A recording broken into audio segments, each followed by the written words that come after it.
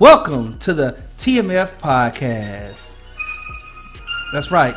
I'm your host, T. Staples, joined by Alana Boo, Dr. Buddy Lee, and who else? Oh, it's just us three today. Wait a minute, I got a loop. Who looping?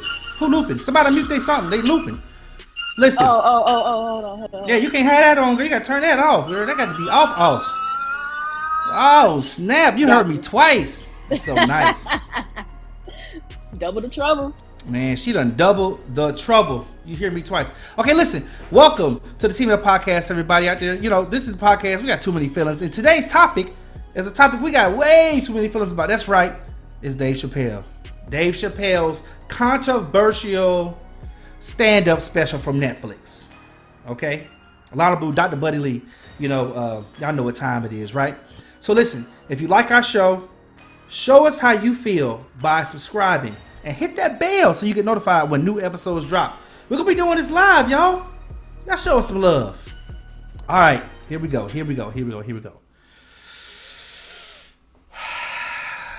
Ooh, sigh. First of all, before we get too deep in everything, Alana Boo, Dr. Buddy Lee, how y'all feeling today? Y'all good? Feeling good, feeling great. Mm-hmm. Tell us where y'all coming from. I'm feeling perfect. I'm perfect. Buddy Lee, what's going on with your background, man? Tell us what you got. Are you in the bathroom? Tell us the truth. Where you at? No, I didn't want you to see all the luggage and clothes and unmade bed, all that stuff. So, I just kind of covered it up. Okay. Yeah. So you covered, smothered, and othered right now. Gotcha. Yep. Broadcasting live from Central America, Yeah, that's what I'm saying. Where you at? Did you tell us? Panama City, Panama. Oh, you in Panama. Damn, you really in Central America. So it's hot down there probably. Yeah. Oh, yes, it is. You visiting down there? You just down there having fun or what? Yeah, you know it. Seeing what I can see what I can get into. Man, he on a live podcast trying to be covert. He ain't trying to tell us nothing for real. That's okay. So listen, today we're here to talk about the Dave Chappelle's new comedy special, The Closer. It's at this point it's about a week old. If you haven't seen it, I hope you go out there and check it out. I found it very interesting to watch Dave Chappelle work on his last iteration for this particular contract he has with Netflix. So this is I guess it's the last one he's doing for a while. So we shall see if this is going to stand the test of time. But did y'all get a chance to watch it? Let me get a baseline. Did everybody watch it first? Watched it. All right. Yep. Any opening thoughts y'all want to express about the show? I mean, did you like it? Did you love it? Did you hate it? You feel it different? What is it? I liked it. I liked it too. I don't understand why everybody has an issue with him. They know how he is, and he just speaks his mind, and everybody's jumping down his throat. But he has his opinions, and the people against him have their opinions. So who makes somebody's opinion more stronger than another person's opinion? Right, more valid, right, than the next, right. Right. I mean, that's real. If you like red and I like blue, okay, cool. We figure out how to navigate with red and blue. Might add a white and make it a flag.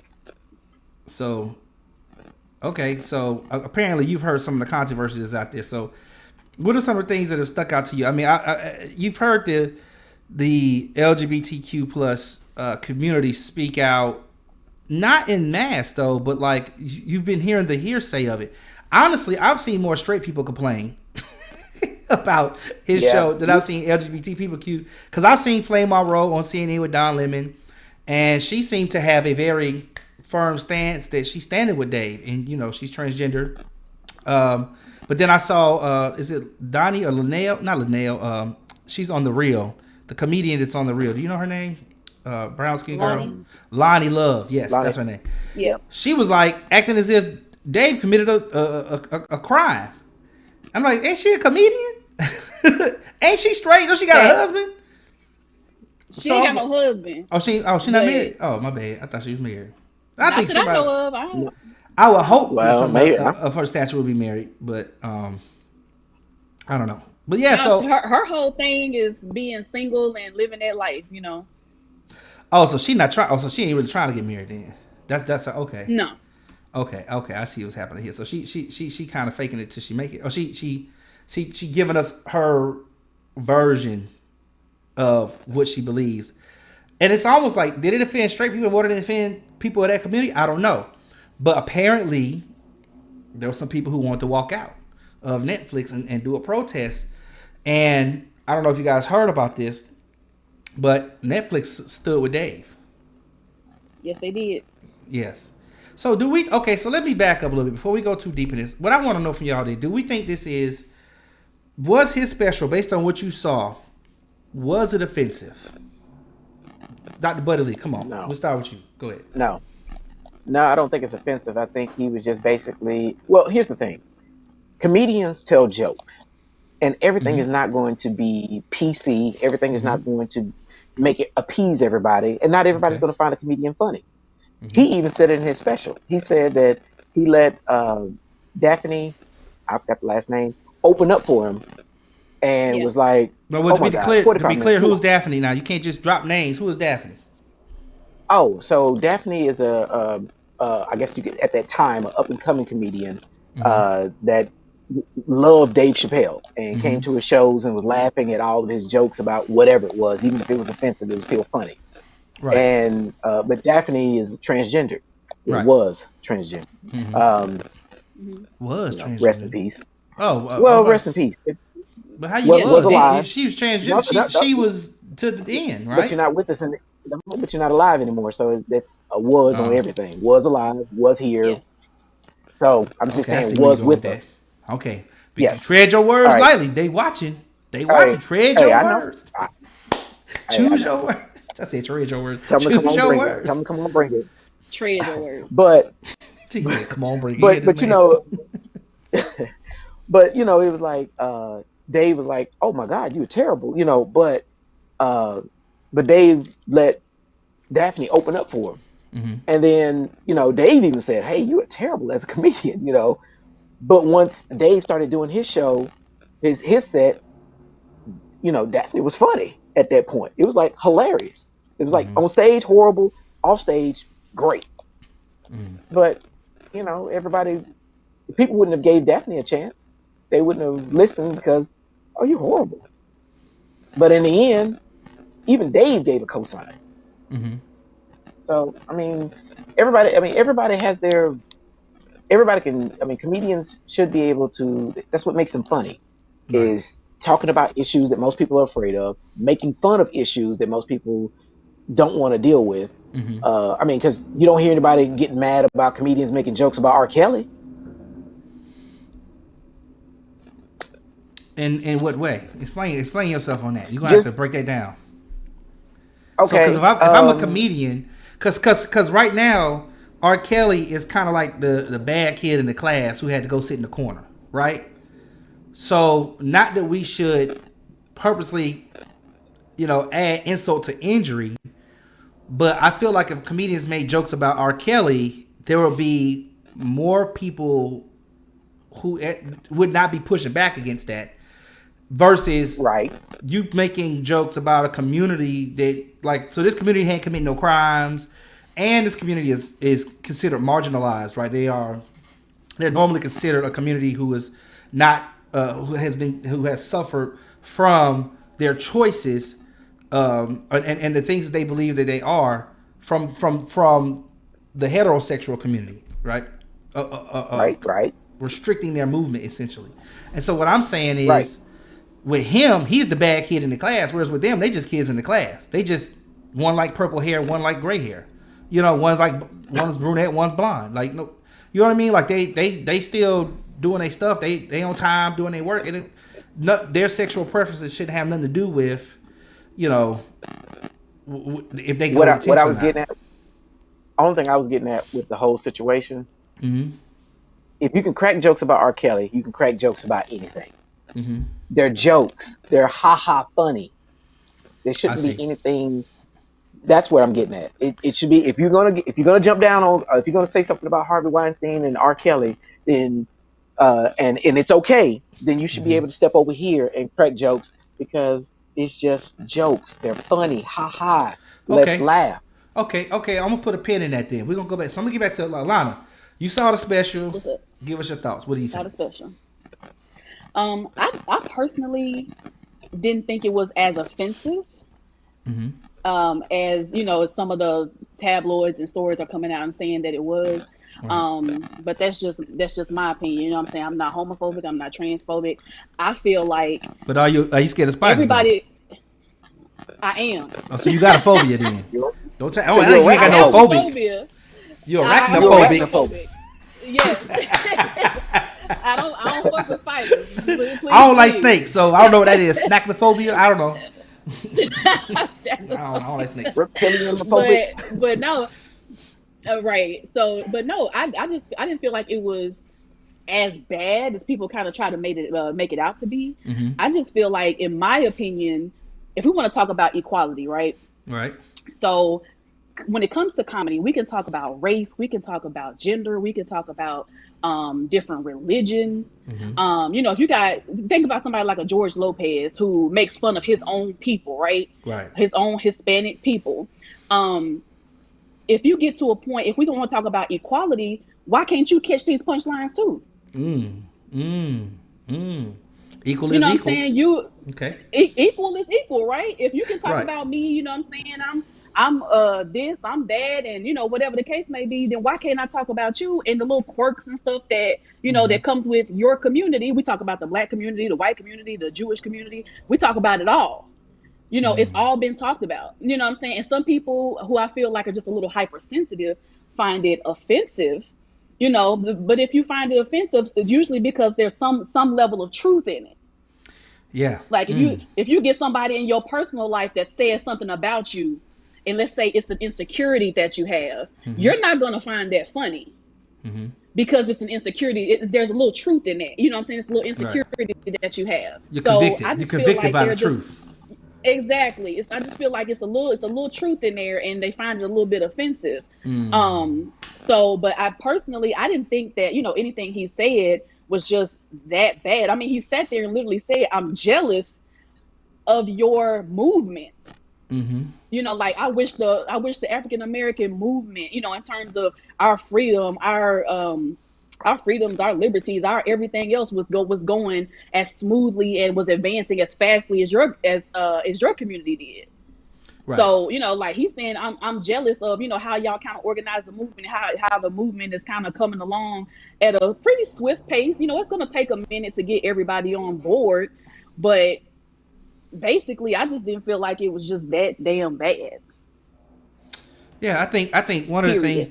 Yeah, I agree. It wasn't to me worthy of the amount of backlash that it's getting, but I do appreciate the opportunity it has afforded us to have this conversation now, and Correct. I think it's a conversation that's really needed. I'm hoping that the LGBT community can see it as that, as well as utilizing it to move their movement even one step forward, but not at the expense of a comedian. You know what I mean? With the comedian. So hopefully we can move past that. But what I do want to know is, do you think if anyone should be offended, who should be offended from watching this? Anybody? No. I can't think of I don't nobody who think should have been anybody should offended. be. Yeah. Because Okay. they know Dave Chappelle. They know his comedy. They know he's very self-conscious. They know, and matter of fact, even in his special, he even talked about, he said, yeah, years ago, I used to call people this and that. He said, and I've grown, just like how Kevin Hart has grown. Over the period of time, they've learned, they've gotten clarity and got understanding and actually sensitive to people's feelings about things. But at the same time, you still got to understand, I'm still a comedian, and a comedian is known for what? Laughs, jokes, haha, funny. Because you shouldn't get offended, because that's what you, first of all, that's what you came to see. I mean, Yeah. it's just like if I turn on the TV and I'm watching some action. Let's say if I'm watching Fast and Furious, I know I'm going to see fast cars, crashing cars, people getting shot at. So should I get offended because somebody pulled out a gun and started shooting? No, I knew what I was coming to see. So it's the same thing with Dave Chappelle. So you're saying people who are anti-guns shouldn't go watch action movies? Is what you're trying to tell me?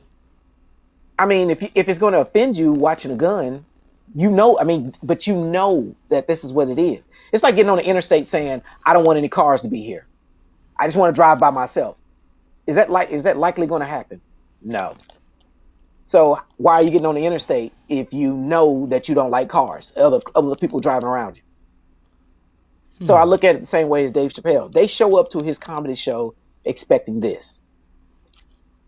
I mean, they know that he's going to dance on the edge a lot. Let me back it up then. Let's back it up then. What about the person who does not know Dave Chappelle? I mean, what about the person that this is the first special they saw of his? Do you think this was crafted in a way that still affords people the opportunity to laugh and have a conversation? Yeah. I mean, does your get on the highway by yourself argument hold up there? I mean, but again, if you look at the beginning of the thing. Well, let me back you up. Comedy. Do you remember your first time driving on the highway? Yeah, I remember it. So you was comfortable. You was like, you hopped on the highway. You was like, I got this. Or like, did you go on the highway? I was told get on the interstate, and I was like, yeah. What happened when you got on? It. I had to go. I just had to go along with it and just and adapt to it. Okay, all right. And the reason I bring that up because that was your analogy, but I thought about the person who gets on that thing for the first time, the person who sees it for the first time. I'm kind of curious, not knowing who he is and what he's done. How much is there a responsibility for me as the viewer to have to now know who I'm watching, or to go research who I'm watching, or to go dig and watch another special, or to, find out about his TV shows and his history, or can I look at this body of work and I can look at this piece and say, wow, this is brilliantly written. Well, this was very thoughtful. Netflix, this was, you know what I'm saying? Netflix does a couple of things that most other things you don't really get a lot of. One, they give you a quick preview when you scrolling through different things. When you stop at it, it gives you a quick snapshot of his comedy or what he talks about. Two, it tells you it's a comedy, so you know what you're getting. You know what you're getting. Coming to laugh, and you see then you see it's a comedian on stage. I hate to say it like this, but I'm going to treat it like when I used to do a morning show. People used to call in and get mad because we were talking about a show that came on HBO. All right. The thing was, people were mad at us talking about it, but we weren't talking, in a way where little kids would get offended and things, or, like, oh my God, mommy, they're talking about this. No, we were just talking about it. But if you don't like our morning show because we're talking about it, there's a such thing as change the station. So you saying get off the interstate? You saying get off the interstate, basically? Well, if you don't like his comedy, you go into it, turn it off, go to another one. Because I guarantee you, there's going to be another comedian who's going to offend you. And then Kanye does say it in his song. He says it in one of his songs. He said, "Ooh, they so sensitive." It doesn't matter what you believe, your lifestyle, anything like that. There are a lot of people who are just super sensitive, and if you look online, there's a lot of trolls who want stuff to talk about, to get notoriety, to go viral. So I could say, hey, I gave away $1 million to a community. Why couldn't you give the money to my community? Because that's the community I decided to give it to. But they'll find something negative to say about it. Alana, you got any thoughts on this? What Buddy Lee's saying? I just want her. I want to see what she thinks about some of the things you laying out here, Buddy Lee. Doc, Alana, what you think about Dr. Buddy Lee's? I definitely agree with that last part. With they're gonna find something negative about it anyway. He could have been talking about rainbows and sunshine. And that's too colorful. Who love right? Somebody out there who love dark clouds and in a rainy day. And they still, gonna be like, oh, well, I didn't like this and I didn't like that. So you can't please everybody. So you might as well just stay true to yourself. Like whatever is on your heart to discuss and to talk about, like you need to go ahead and just let it out. Do what you're gonna do. You're gonna have somebody that's gonna love it. You're gonna have somebody that's just not gonna love it. Right. And that's on everything. Everything. Everything. Everything. Everything. Everything. Okay. So who should be offended then? The sensitive people? I mean, sensitive people gonna be offended, period. Can we still do now, the question is, should today? They be offended? Well, no. And why? Because these is jokes. Okay. All right. I mean, because I really want us to reconcile this, because there are some people who are in fact offended by watching this show, and it seems like what we run into is, at what point is funny, and it's just a joke, and it's harmless, and at what point does it become harmful, right? And this is now positioning our marginalized community to have worse outcomes because of it. And it's very hard to determine me, because I'm not a comedian. I watched the work and I thought it was brilliantly done. I didn't get the sense that he was disrespectful. The reason why I didn't get the sense that he was disrespectful was because his usage of pronouns was on point. He did not call out anybody he did not personally know, or any situation that was not personally attached to him. He talked about He talked about what they spoke about on his previous stand-ups. He talked about articles that was written about him, and he talked about a personal friend of his. So for me, it seemed like he encapsulated his own Black experience and his experience dealing with that community in a round table discussion of sorts that was plagued with irony, which most of your comedy comes from irony. It's the irony of the moment, right? Exactly. And I'm glad you mentioned about his experience with the Black community, because if we want to go just a little bit deeper, go ahead, get deep, girl. Get deep. So in the Black community, let's be honest, when we're raised and we're coming up, I'm an 80s baby, born in 87. So, the whole there don't get me wrong, there were still homosexuals and transgender people and things like that, but it just wasn't as out in the open as it is now. So if you knew that someone was gay, it was more of they were kind of a little bit more ostracized, like back in the. So like, oh, he's gay, or he's he's whatever. She is.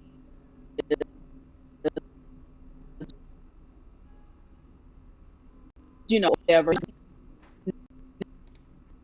Now words that we're different to those types of, and so now you can't say it because you'll mess around and get canceled. But the element which you're growing up in, so you're told that you a sissy if you do this, you a punk if you do this, and all of that is just basically synonyms for gay. Like that. That's how that's all I know, and it takes a couple and I present my comedy because that's the way I was raised.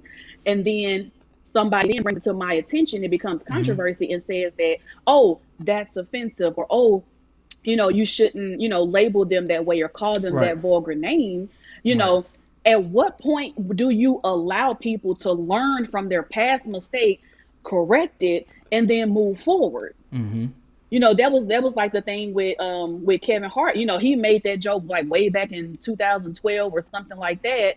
And he didn't. I don't know if he said he didn't want somebody to be no punk or something like that, something along those lines. But the whole point is, you get a little bit more exposure to a different community. You get a little bit more exposed to these trials and errors and things like that. Like it's no different than the struggle with race in America. If you got a white supremacist who's grown up to be, and all he's been told is we're superior, and and don't deal with the blacks, and and stuff like that. then it's until he has his own experience with, a black person, that he begins to have his eyes open and say, oh, well, hold on, maybe they're not so bad. Right, Like maybe right. maybe I it's can not agree. that, like maybe what I was taught all these years was actually incorrect. Because don't get me wrong, as we grown up, we've learned as adults in our own personal lives that it's some stuff that we was taught growing up It wasn't that right. Mm-hmm. that's not quite right. You know Mm-hmm. what I'm saying? We can talk about it in the area of finances, having to, putting too much stuff on credit cards and having all this debt. Like you learn from trial and error that, what, that's not the way to live. You learned about it from race, you learned about it from religion, you learned about it in every single area.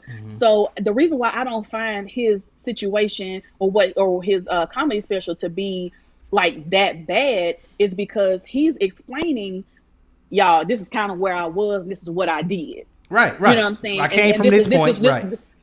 I came from this point to the point where I sit here and I support it, and I had the backup, and she had the back, and I had my back. This transgender person, and I was down for her. You know what I'm saying? I'm still supporting her. I'm still supporting her daughter. You know what I'm saying? So I guess I just find it funny. It's almost like people don't want to see you grow. They want to hold you to the mistakes that you made in your past. And we got to get past that. You got to allow people to grow and be able to change their minds about a situation. Not that they always will, but it's a possibility. Right.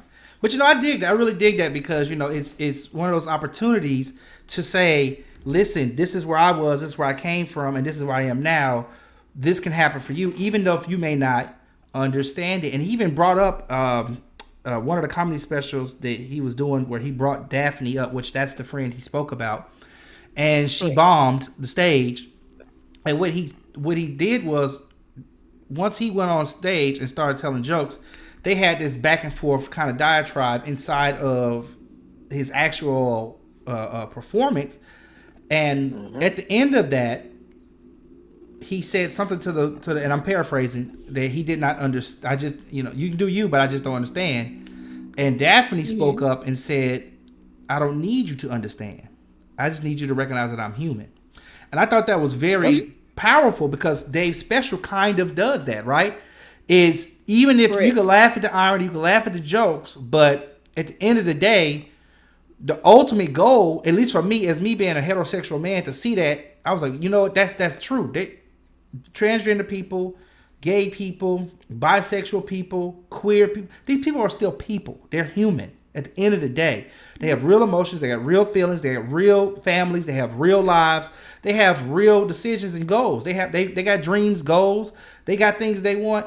And so to hear him say that in his special, that Daphne said that, and to have that moment inside of on another stage, but to present it on this stage after Daphne's life is over, after the after death conversation, it was really powerful. And I think it can help some people, to see like, wait a minute, Dave's saying more than what he's saying about the community, but he's also going a little deeper to say these people are human. You're human. And he's recognizing that. And it's funny because after the show comes out, it's almost like people don't recognize his recognition of that, right? His recognition of the things that you need to do, we all need to have, and we all live and breathe the same air, right? We breathe the same oxygen. We got all need food for our belly. We all need a roof over our head. End of the day. One of the things that I wanted to bring up before we go too far down that rabbit hole, because there is something else I want to bring up about the LGBTQ plus side of his show, but I want to jump into a piece that kind of is not being spoken about a whole lot, and it's the part where he spoke about the Me Too movement. And I thought this was such a interesting weave of a conversation to have that in his stand-up, because he spoke to the movement as if they went about the movement wrong. Like they did not execute in a perfect manner. And he brought up the women who went to the I'm just going to say to the gala. I forget which award show was it. Was it Tony's, Oscars, one of them. But they basically dressed up in black skirts to protest. And he said a real protest would have been them going to get somebody from the mailroom, a woman who they feel like has worked her ass off, hiring that woman and saying, you can't talk to us until you talk to her. And I said, wow, that's powerful. To add the reason why I called this a weave was because he did this with the transgender conversation. You see, he hired Daphne. He didn't just talk and make jokes and befriend her. He literally said, "When I'm here, you got a gig. You're come." My opener, exactly. Do we see that there's power in that opportunity to be on the stage with one of the greatest comedians in the world at this point in time? I mean, who do we have? Dave Chappelle, Kevin Hart. I mean, can y'all name any other ones that are as big as them Eddie two? Murphy. I mean, but right now, Eddie Murphy not hot. Oh, right now? Oh, no. Right Eddie Murphy's a GOAT, but he ain't hot right now. He ain't on fire. You know, I mean, unless we can talk about Coming to America another day. Coming to America. I'm about to say the only people I say close to him, close to those right now, currently, would be the crew of the 85 South show. They the closest ones next in line. That's interesting. Because I mean, I've heard a lot of Chico Bean, Carlos Miller, and DC Young Fly is probably gonna be your number 3 as far as on fire right now. Okay. Right, currently, right now, yes. Mm-hmm. Ooh, that's another conversation. I mean, there's a few. Woo! I mean, there's a few others, but they just hosted the BET Awards though. This their second year, so that's good news for them. That means I feel like they haven't thrown that full missile yet, but they on the way. Yeah. And with Dave Chappelle's special, The Closer, that was a nuclear bomb. That was a missile if I ain't seen one of a show. Yeah. But back to the conversation of him weaving the Me Too area in there. Did you guys find any conflict with that, or y'all have any commentary on what you thought? I thought it was brilliant. You know, just the idea, like, he makes a lot of sense. Like, if you're gonna really have a movement, you have to have a movement that also includes an economic uprising, not just the defeat of a certain level of tier of men. Yes, you want to make sure you call out the injustices that have happened to you, but then where's the building part, right? So, what do y'all think? Mm-hmm. Yeah. He was right on point, because when you started explaining it, I was sitting there thinking about that. I was like, that's genius. I mean, that's how you. I mean, what's that agent that for the athletes now that everybody goes through? I think LeBron is his agent. I mean, he's LeBron's agent. I don't know. I think that's he's not dating, my area. Sports is not my area. I'm gonna have to call Audible on that. You gonna have to call Audible on that. What's that singer? Adele. He's dating Adele. Still got me. But whoever, I can't think of his name right now. But like right now, he, people came to him, and then he went and got their agreements. Got their contracts and got all these things set up. Jay-Z's another prime example. He wanted to get into streaming, so he did it. He became that median. I mean, so that's smart. You just jump into it and you make this person the spokesperson, the agent, that if you want us, you're going to have to go through this person. But then this person, that person has to be on point to make sure that they are representing all the views and making sure that everybody's taken care of as well. But I mean, that's genius. Okay. Well, Alana, you want any ideas or thoughts or feelings on the Me Too movement conversation he had? Really, I mean, I was a little bit, I wasn't expecting him to really discuss that. So that one was kind of like, okay, so let's get into this. It's nice to get a male's point of view on, on the whole Me Too movement. But I agree, like what they should have done, like he said, go and uplift, and empower somebody who's not in that position, and therefore you can, catapult them into a whole new situation. Yeah. And yourself at the same time. Yeah. Like you said, don't talk to us till you talk to her. Right. That's deep. Right. Just like what he did for Daphne, saying every time I'm in, I think it was San Francisco, every time I'm in San Francisco, you're going to open for me. That's being the change you want to see. Gandhi. You know what I'm saying? And then cultivate it. And then he said he's going to cultivate it at the same time. Exactly. Yeah.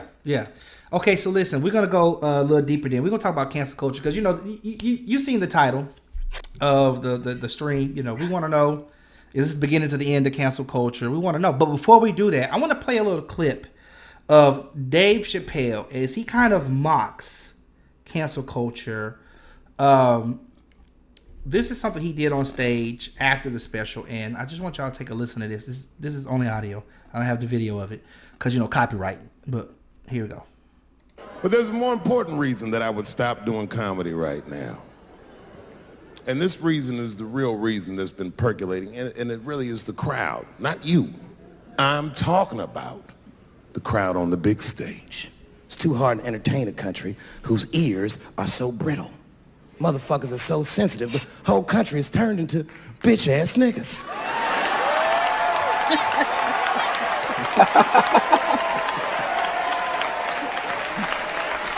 Everything you say upsets somebody. I can remember when it all started. It was when I was doing Chappelle's show. When I was doing Chappelle's show, I used to do the show, and then on the weekends I do like concerts and shit like that. So I'm doing a concert, and there was a couple in the front row, beautiful couple. The wife was obviously Asian. You could see it in her face.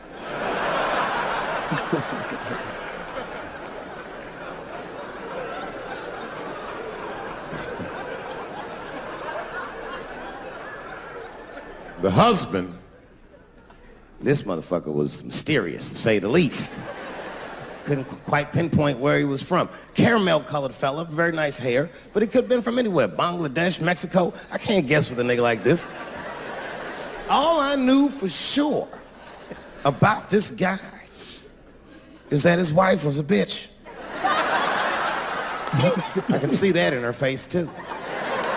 No, he was laughing and having a good time, and she was scowling at me at a goddamn comedy show. I couldn't figure it out. And then I realized at some point that she was pregnant, and I was smoking on stage. I said, oh my God, that's probably why she's mad. So I started to put my cigarette out, but then she hit me with one of them fake non-smoker calls. So I just kept smoking. I thought to myself, bitch, that babe will be fine, relax. and I tried to break the tension. I just asked her, that's all I said. I go, hey, where are you guys from anyway? And I could tell that she was on to me. She goes, very condescendingly, she says, I'm from California. If you're asking my ethnicity, I am Chinese. And her husband was just cool about the shit. He was like, I'm Mexican, bro. I said, well, I'm sorry if I offended you by asking. But you're a very beautiful couple.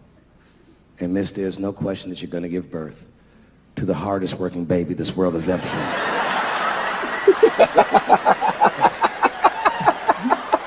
That's not a bad joke. She got very upset. She got up to leave immediately, but she didn't just leave. She had to take one last dig at me on the way out. I will never buy one of your fucking DVDs again, Dave Chappelle. I said, ma'am, with all due respect, Chinese people don't buy DVDs.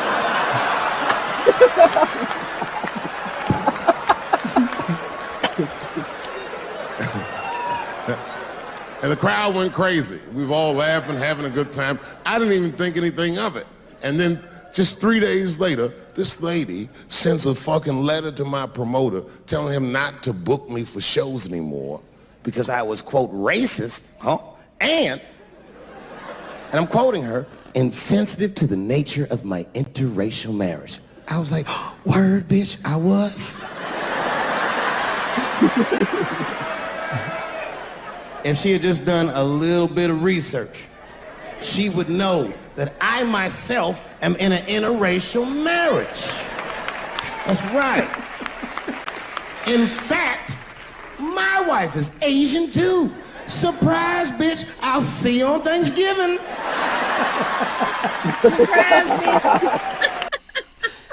Okay, so I want to play that before we got into our discussion about cancel culture, because it kind of goes back to our discussion about his special. You know, can one watch this from the top? Can one see this as their first special and get something from it?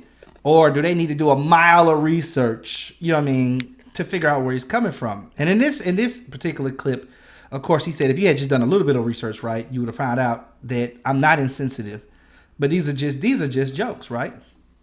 And one of the things that I thought about when we decided to do the show was, where are we today? I mean, this special, in my opinion, is not offensive. But I am not transgender, nor am I gay, nor am I lesbian, nor am I queer, nor am I bisexual. And so who am I to say what's offensive to that group of people, right? Who am I is who I am to say what's offensive to that group of people. And so I want to ask this question because I feel like this special is bringing about conversation, but at the same time, we've got to start asking ourselves, what's really offensive? The reason I played that is because this one was offensive because of what he observed with his eyes, right? What he put together between the two of them. He saw one was tense and the husband was loose, the wife was tense, and he was just trying to break the tension. Start off with him smoking the cigarettes. He was just trying to break the tension, but he was calling out what was right in front of him and the irony of it. And the irony of it. And she came and she was uptight. She was tight from the time he started speaking.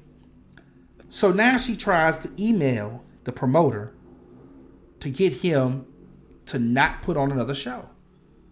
Why is that the choice? Why is because you're uncomfortable with the joke that he made based on the truth of what was happening, the reality of the situation. Obviously, she was Asian, he says. He's talking about her features. Now, he didn't know what he didn't know what ethnicity, he didn't know what background, but he knew Asian. There's a look. Yep. What do y'all think about this? I mean, this type of rhetoric that Dave, to me, does, the comedy he does, it's hard to break, right? It's hard to break.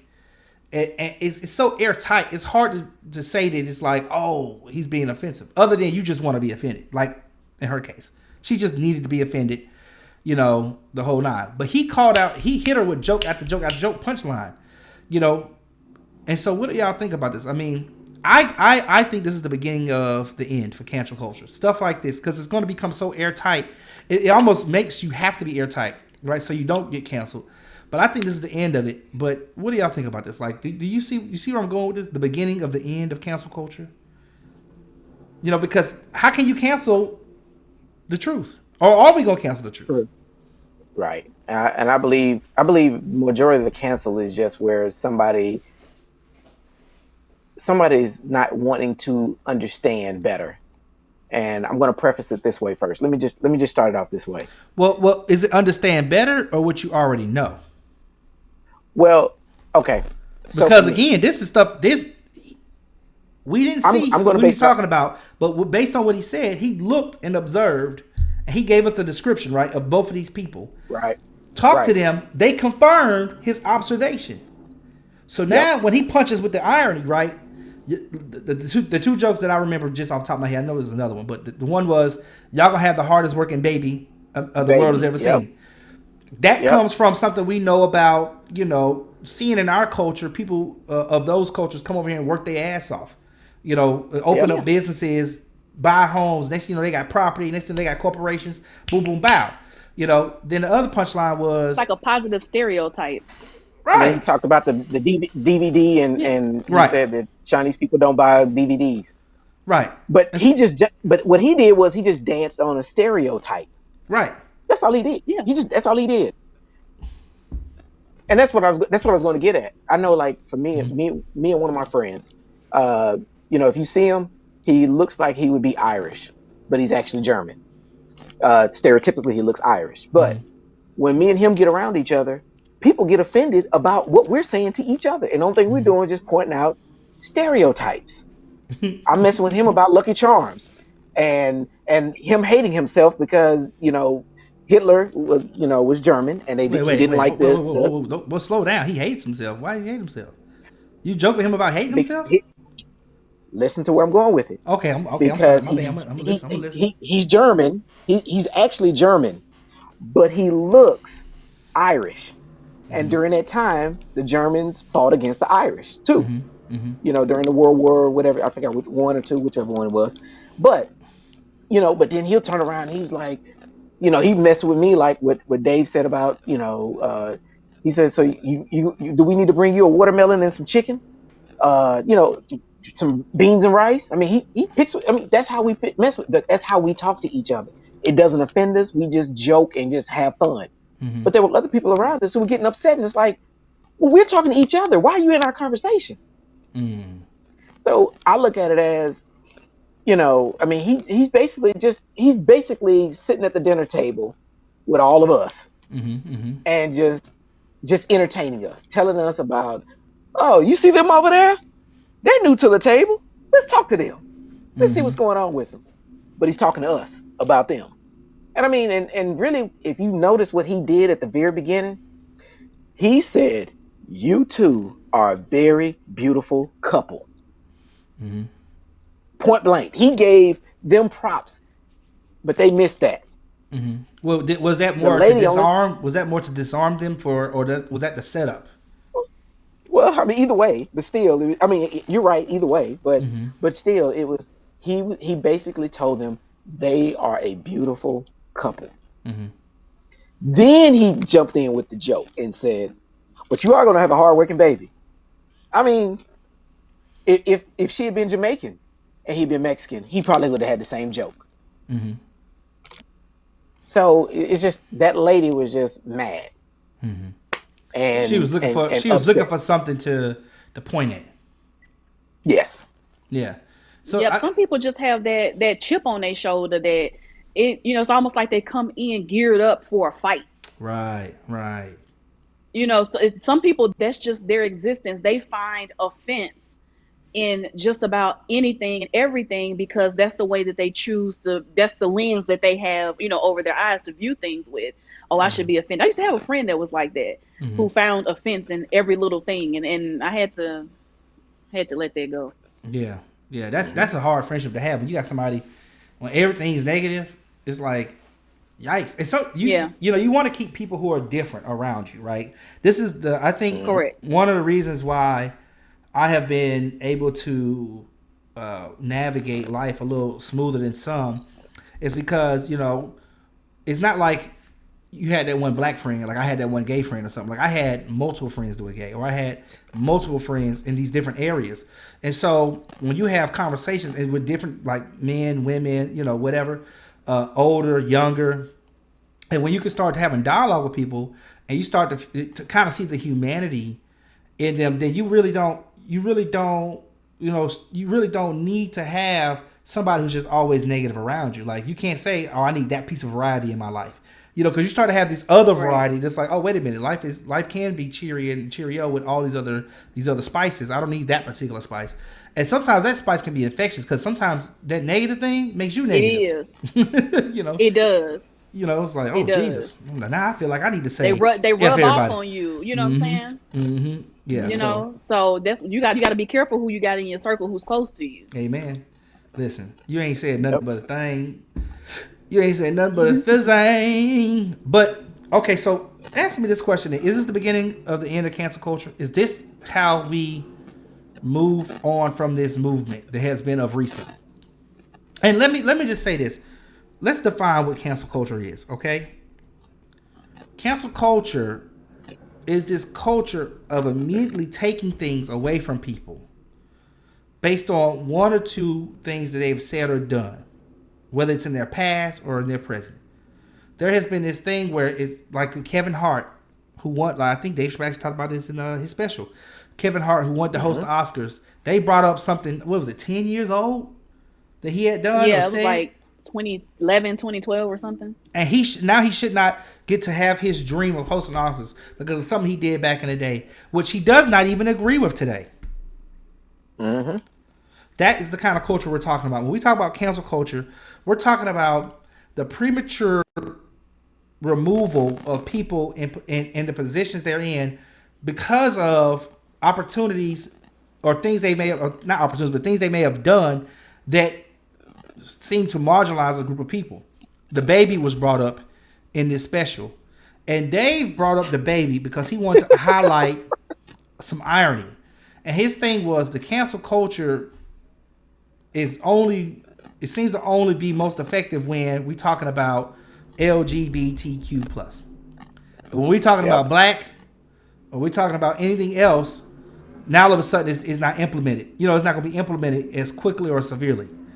And so this is why I'm saying, is this the beginning of the end of cancel culture? Because when Netflix normally these corporations, when stuff like this happens, they take the road of, well, we can either be quiet and not say anything, or we can go ahead and just side with the, you know, that particular group who's making the most noise and, you know, remove the stuff or remove the special. They said, no, we're not going to remove this. They stood with Dave. I was like, oh, this is surprising. And so when I watched the special and I saw just like the jokes that you guys just heard a few minutes ago to set up this conversation, what I saw with Dave was a very airtight comedy special. Again, I want you guys to go rewatch it. He does not offend anybody. He does not. It's not offensive. He uses pronouns correctly. He speaks to his personal experiences and his journey. And if we're going to cancel him for that, hell, there's a lot of other people going to get canceled. Exactly. You know, who are not as careful or as crafty as he was. But what do you guys think? End of cancel culture? Yes or no? Is it going to get worse or is it going to get better? I wish it would be the end of the cancel culture. I truly do. But unfortunately, I don't think that this. I think this is like a step in the right direction. You know, with Netflix saying, no, we're just going to go ahead and stand behind Dave Chappelle. You know what I'm saying? This is his art form. You know what I'm saying? But at the same time, I don't think that one isolated incident is enough to just nix the whole cancel culture. Okay. Doc? No, I think like Alana, I think we're headed in the direction, but I don't think we're there yet. Because I did find it kind of funny. Are we on the highway? Are we on the highway? We're getting on the on ramp. We're on the on ramp. We're on the on ramp. We yeah. we hadn't got into the lane where we can merge over yet. We're in the on ramp. We're hitting the loop. But I think that one thing that I will say that Dave was very proud. He even threw out there. He said, "Don't abort the baby." You know, it was like he just slid that in there real quick on them. Give us some context on that one. Basically, what he was saying was, he was like, you know, just because he made this comment, don't just cancel him. You know, he even said that also in the very beginning. He said, you know, this cancel culture is like, this is ruining people's lives. This is their livelihood. This is how they take care of their family. And you want to get rid of their job and everything else just because they made a comment? Because I guarantee you, if it hadn't been the baby, if it'd been like me saying something, it just like shrug shoulders and keep it moving. But because the baby has a bigger platform and well known, you know, now they want to remove him from that platform. Yeah, but I can see that. If your average Joe says anything or average Jane says anything, nothing's gonna be said. It's just like, oh, I can't believe they would say that. Shrug shoulders or give that emoji. And then there was this funny tweet, or was it a tweet, or was it IG? I'm gonna pull up real quick. It was let's see, IG, Insta. Why are you pulling that up? One thing though, I hope that it actually is working a little bit better. I wish that we could have dialogue about different ended so quickly, because I mean, it's you for a living what I do for a living. You know, if you try to explain, you started explaining to me what you do, and then I start asking questions, and then you just like, oh, you just don't understand, and you just throw up your hands and walk off. It's like, well, now I'm still sitting there the same way I did when I walked in. And that's what happens because I have conversations with people to get clarity and understanding. And certain people have gotten offended and was like, well, you just don't understand. And I'm like, that's what I'm asking the questions for. That's what I'm trying to get clarity. Because if my nephew comes to me and asks me, why does this person look this way? Or why does this person dress this way? Or why does this person do this? At least I can have some context to provide and say, based on what I was told by X amount of people, this is why this is this way. But this is what these few people told me. versus, I don't have nothing because somebody got offended. Well, they said it's funny you brought up explaining to your nephew, having context so that you can explain to your nephew. Somebody had posted this on D.L. Hughley's Instagram, which talked about explaining the birds or the bees in today's time. It says, nowadays, you have to be able to explain the birds and the bees and the bees, the birds and the birds that used to be bees, the bees that used to be birds, the birds that look like bees and the bees that look like birds, but still got a stinker. Oh, wow. And I thought that was hilarious. Well, because it's very, very relevant, right? You remember at the end of his comedy special, he said that Daphne, somebody in the back of the crowd yelled out, "Does this look like that?" And it was like, does the drapes match? Oh, does the drapes match the carpet or something like that? Actually, I actually didn't understand the joke. To be honest with you, I actually didn't understand it. Somebody had to break it down to me. I was like, "Oh, does drapes match the carpet?" Why would that be funny to somebody that's trans? Or why would that be said to somebody who's transgender? And I actually didn't catch it. Then I was like, "Oh, right, yeah." But then it's like, no, I got hardwood floors. Yeah, when she responded, I got hardwood floors. I was like, oh damn. Okay, now I got it. Yeah. But that was clever. But see, Daphne got it. Daphne understood. Mm-hmm. Yeah, Daphne got upset at Dave because, not really upset, but just basically said, treat me as a human. Okay, cool. Right. But at the same time, Daphne knew to not be so sensitive to that comment that was made that you can't make it funny. Yeah. It's like, oh yeah. No, I got hardwood floors. It's like, yeah, good one. Yeah, that's a good one. What I would like to know is the group that he was, because Dave Chappelle specifically said in his special that his problem has never been with transgender people. He's not transphobic. He said, my problem has always been with the white man, and I am wondering if the people who are most offended are people of formerly white men. The people who want to walk out from Netflix, I'll be interested in seeing what race they are, and because thus far the people who have publicly come out that are black, because a lot of people have argued that his special it kind of ignores the fact that there's a group of transgender people who are black who are not only marginalized because they're transgender, but then you also got to add on to the fact that they're black, which makes things even worse for them. And what's interesting is Flame Monroe, who is a transgender comedian, she came out, well, she didn't come out. She was invited to Don Lemon's CNN special, and she supported Dave, right? She supported the things that he was talking about, and she said, if you offended by that, you got bigger problems. Yeah. And so, yeah. What I want to know is, and this is kind of my closing question for everybody, is, it's not my closer. What's the closing? This is one of my ending questions. Where do we go in comedy? Like, where does comedy? All right, 3 closers. I got 3. I'm gonna say I'm gone now, but I'm gonna say I'm gone in 5 more minutes, and then 10 minutes after that, I'm really gonna be gone. But no, that's a Southern Baptist pastor. So yeah. But where does comedy go from here?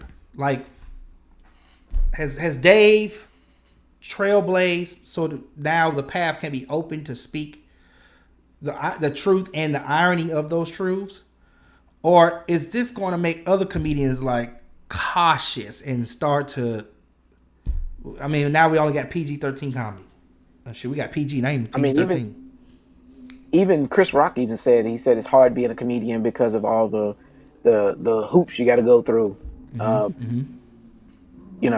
heard football players saying the same thing about because of all these new penalty rules that is making it hard for them to play football. So. I mean, my thing is what would have been really good if Dave could have did what David Letterman did. If Daphne was still with us, bring Daphne on one of his specials, but actually have a sit down and basically talk about this stuff to understand, so Dave can get clarity and Daphne can get clarity from both. So what Dave is saying, he says this way because this is. Like what we just said, how we were raised, what we learned, and this is his understanding. But this used to be his old thinking, and now this is his new thinking.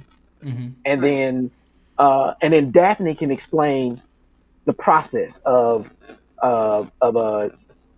leading up to from before until now. Okay. Explaining on how having a child and so that means you had to be in a relationship with a woman, and now you're trans. I don't know if Daphne had a relationship or anything like that, but just the whole process through the transition, and then get clarity. Share both sides, their opinions, their thoughts, their views, without getting offended. Mm-hmm. Just listen. That's it. Don't get offended. Listen. And see where it could go, and it might open up a lot of people's eyes, or get other people to share their opinions, their views, and that would add value to that whole sit down. That's where I think we would start in the right direction of removing cancel culture, getting back to being able to give real funny comedy or crafty comedy, to open the doors of people getting offended on both sides. Because that's what's funny to me is like you hear about, as Dave called it in his previous comedy special, the ABC community getting mad about his, what he has to say, but can he be offended? Right. Can he get upset? But the way it seems is like, no, you can't. You don't have that right. And it's like, well, why not? I'm human too. Right. But one very beneficial thing he did say at the very end of that comedy special, when I just want to be accepted as human. Dave said, I got it, because it takes one to know one. Basically what he was saying was, he said, what I got from that was, he understands that I just want to be treated as a human, and that's it. Nothing more, nothing less. Right. And that's how, to anybody watching this out there, that's how we all want to be treated as humans. That's it. Lana Boo, you want to say anything else to clear your mind, heart? Or we gonna what you think? Have we covered everything? I think we have pretty much covered everything. I think what Buddy Lee wraps it up nicely. That we're all human. We all just want to be treated as such. Right. You know what I'm saying? Whether it's a religious standpoint, whether it's a racial standpoint, or as dealing with your sexuality, your sexual orientation. No matter what it is, we all just want to be treated as human beings, and as like equal, somebody who has equal rights to this life. Right. Equal rights, equal opportunities. Right. Equal opportunity. You know what I'm saying? So, I think that pretty much sums it up. All and right. I agree with that. Hey, listen, I have to tell y'all, for our first one all together, me and Lana, we did a tester of this a little bit earlier. I want to say, what was that? What was that when we did that? Like about a month ago. Maybe 2-3 weeks ago? Yeah. Was it a month? Has it been that long? It's been yeah. Yeah.